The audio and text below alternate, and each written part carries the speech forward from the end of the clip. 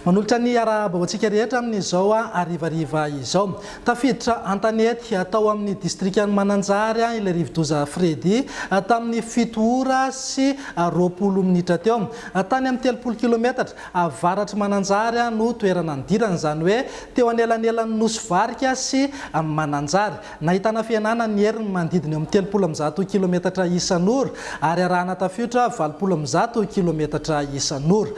Mizotra manohy ny diany miakandrefa hatrany izy amin'ny hafainganam-pandeha 520 kilometatra isan'ora. Raha tazantsika amin'ny sary azo avy amin'ny zanabolana izao dia saika mandrakotra amin'ny afovoantany ny rahona hoentin'ity rivodoza ity. Mbola misy tavelany ranomasina kosa nefa izay rahon'izay ary vinavinaina mbola hiditra anohy ny ora mikijy any amin'ny faritra afovoany atsinanana iny mihitatra hatramin'ny afovoantany izay ora mikija izay.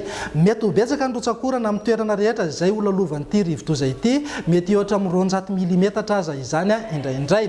Etsy ankilan'izay ihany koa ina no mety mbola ekaran'ny ranomasina any amin'ny morontsiraka atsinanan'i Madagasikara iny, indrindrandrindra moa teo amin'ny toerana nidirany satria mety ohatra amin'ny 7 metatra izay avy ny ranomasina izay.